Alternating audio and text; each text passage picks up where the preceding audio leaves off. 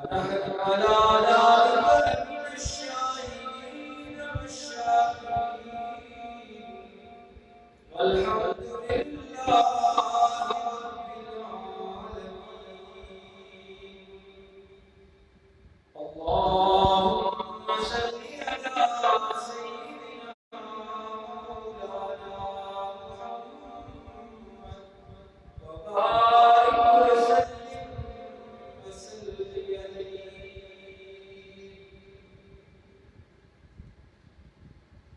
واجب الاحترام حاضرین و ناظرین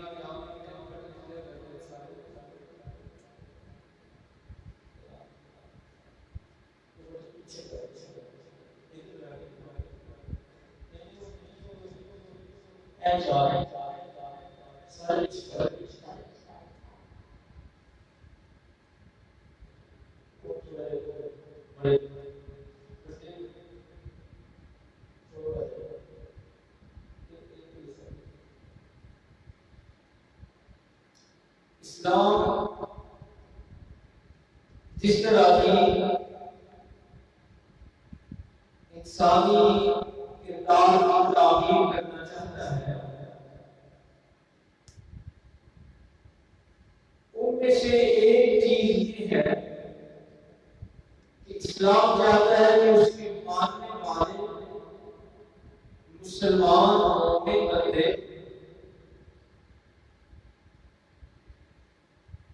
وہ ایک بہت ہی بڑی خوبی ہے اس سے مالا مال ہو، اور وہ خوبی ہے امانت.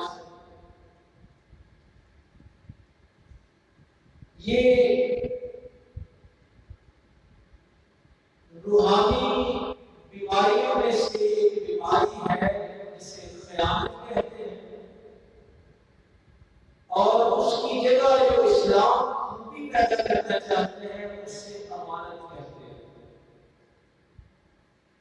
کہ بندہ ایماندار ہو، امانت دار ہو. اسلام یہ چاہتا ہے.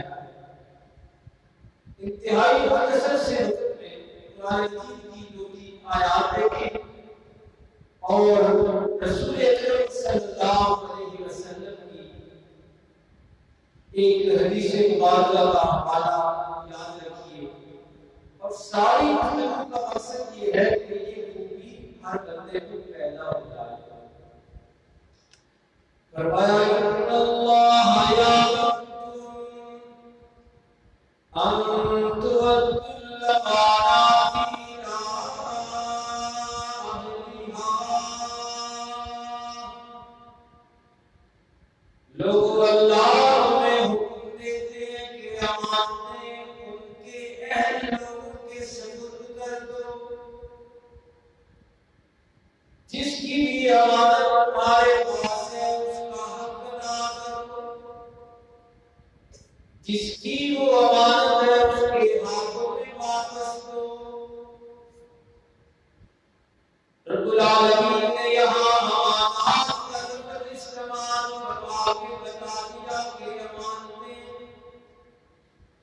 بندے کے ذمے کئی قسم کی ہو سکتی ہیں. مثلا سب سے بڑی امانت بندے کے پاس اللہ کی دی ہوئی ایک جان ہے. یہ بھی بندے کے پاس اللہ کی امانت ہے.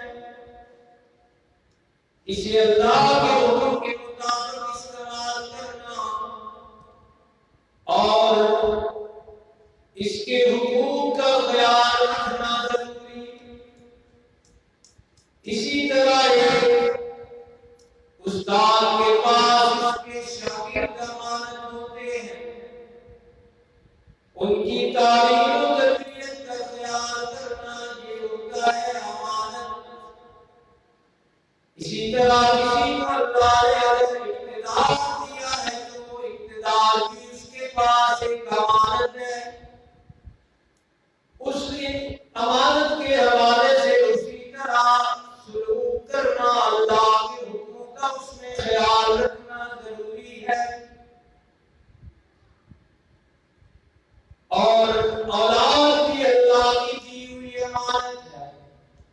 اگر اس امانت میں بھی گڑبڑ کی تو اللہ کی نظر میں بندہ خائن بن جائے گا۔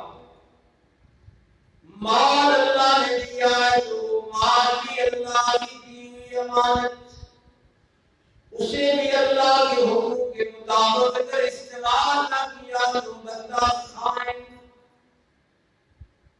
کسی قسم کا اقتدار اور اختیار دیا ہے تو وہ اللہ کی امانت سمجھ کر استعمال کرنا چاہیے۔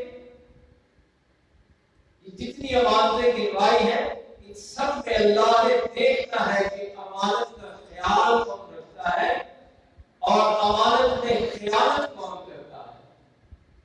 یہ ان میں سے کوئی بھی چیز ایسی نہیں کہ بندے کی مرضی میں چھوڑ دیا گیا، ہر ایک کے بارے میں پوچھا جانا ہے۔ اقتدار ہے، مال ہے، اختیار ہے، جوانی ہے، شاگرد ہے یا کوئی بھی اور اختیار کسی قسم کا، تو ان کے بارے میں اللہ نے پوچھنا ہے۔ اسی لیے دوسری جگہ میں فرمایا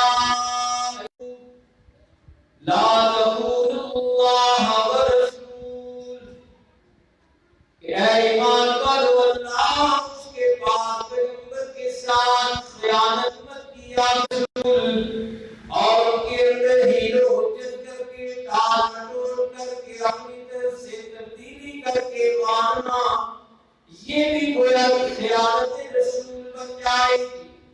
اور فرمایا لَهُ أَمَانَاتِكُمْ، لوگوں آپس میں جو ایک دوسرے کی امانتیں ہوتی ہیں، ایک دوسرے کے پاس مال و دولت رکھوا دیتے ہو، کوئی چیز بھی بطور امانت رکھواتے ہو تو تخونوا، ان میں بھی خیانت نہ کیا کرو۔ اور اس خیانت والی بیماری کو، اس کی سنگینی کو واضح کرنے کے لیے رب العالمین نے ایک مشہور جملہ بھی ارشاد فرمایا جو کئی اعمال کے بارے میں قرآن نے ذکر کیا ہے۔ فرمایا ان اللہ لا يحب الخائنین، لوگوں جسے یہ بیماری لگی ہو کہ کسی کی امانت میں رد و بدل کرتا ہو، اپنے اقتدار کو، اپنے اختیار کو غلط استعمال کرتا ہو، اللہ نے کسی سیٹ پہ بٹھایا ہے اس کا استعمال غلط کرتا ہو، استاد ہے جو شاگردوں کی صحیح تعلیم و تربیت نہیں کر رہا، باپ ہے جو اولاد کا خیال نہیں رکھ رہا، نہ ان کے کھانے پینے کا خیال، نہ ان کی تعلیم و تربیت کا خیال رکھتا ہے، کسی بھی قسم کی خیانت کا مرتکب ہوتا ہے تو اللہ کا اعلان سنیے ان اللہ لا يحب الخائنین، خیانت کرنے والوں کو اللہ پسند نہیں کرتے۔ دیکھیے اللہ نے واضح اعلان کر دیا کہ خیانت والا مجھے پسند نہیں۔ ایک اور جگہ الفاظ بدل کے بھی آئے، فرمایا ان اللہ لا يحب من كان خوانا نسیما، بلا شبہ شک کی کوئی گنجائش نہیں، کوئی شک میں نہ رہے، کوئی غلط فہمی بھی نہ رہے۔ اس غلط فہمی ہے کہ نمازیں پڑھتا ہے لیکن خیانت کرتا ہے، روزے رکھتا ہے لیکن خائن ہے، اخلاق باقی اچھے لیکن خیانت کا مرتکب ہوتا ہے، تو غلط فہمی اسے یہ نہیں کرنی چاہیے کہ وہ اللہ کا پیارا ہے۔ نمازیں پڑھ کر خیانت کر کے اللہ کا پیارا نہیں بنا جا سکتا۔ نمازیں تو موجود ہیں لیکن دوسروں کی امانتوں میں خیانت کرتا ہے تو قرآن کہہ رہا ہے کہ ان اللہ لا يحب من كان خوانا نسیما، اللہ کسی خائن کو پسند نہیں فرماتے۔ قرآن مجید نے صاف لفظ میں فرما دیا اور یہ اسی لیے فرمایا ہے کہ اس بیماری سے ہر مومن اسلام کا دعویٰ کرنے والا، کلمہ پڑھنے والا جان چھڑوائے، اپنے آپ کو صاف کرے. خاص طور پر یہ جو مال کی اندر خیانت کرنی ہے، کسی کا حق دینا ہے نہ دیا جائے. کسی نے کوئی چیز آپ کے پاس، کسی کے پاس رکھوائی ہے، اس کا خیال نہیں رکھتا، اپنے استعمال میں لے آتا ہے، ہیرا پھیری کر لیتا ہے، قانونی چارہ جوئی کر لیتا ہے، قانون میں تبدیلیاں کروا لیتا ہے، تو یہ تھوڑی اس کی مصیبت اور اس کے لیے سزا اور عذاب ہے کہ اللہ اس سے لا تعلقی کا اعلان کرے اور اتنا کے لفظ کے ساتھ فرمائے کہ میرا تو تیرے ساتھ کوئی محبت والا تعلق نہیں.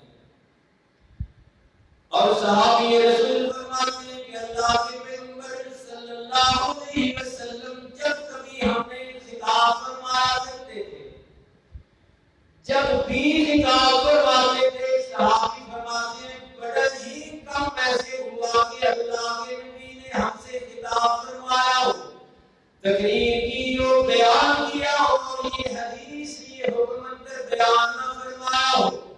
ایک دوسرے لفظوں میں ایسے سمجھیں کہ اللہ کے پیغمبر ہر خطبے میں، ہر بیان میں، ہر تقریر میں یہ حدیث پڑھا کرتے تھے اور فرمایا کرتے تھے لوگوں لا دین للہ امانت اللہ، کہ اللہ کی باتیں بھی تم نے سننے کے خائن کے ساتھ اللہ کا کوئی تعلق نہیں.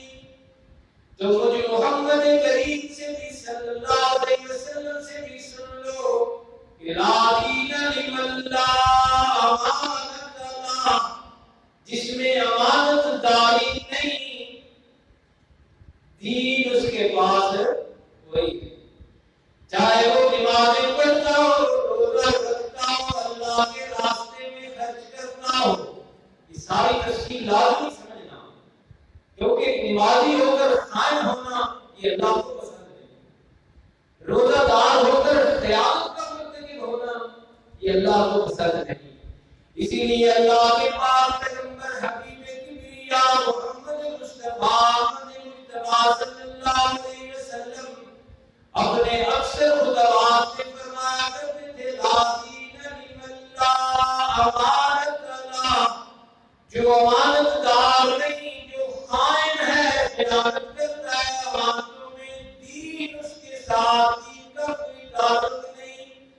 اور اسی طرح اسی حدیث کا اگلا حصہ بھی یہ ہے، فرمایا کرتے تھے میرے پیغمبر ولا دین للہ احدلا، اس کا بھی کوئی دین سے تعلق نہیں جو بعضوں کے پاس نہیں کرتا، جو اپنے معاہدوں کی وفا نہیں کرتا، بات کر کے مکر جانے والا. اب ہم نے اس کو پرائیویٹ معاملہ سمجھا ہوا ہے، یہ پرائیویٹ معاملہ ہے.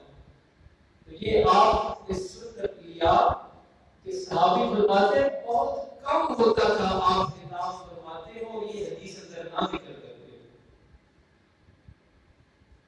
ویسے تو ساری پنجابی میں سے یہ گل کرتے نا بڑی ضروری ہوئی گل کہ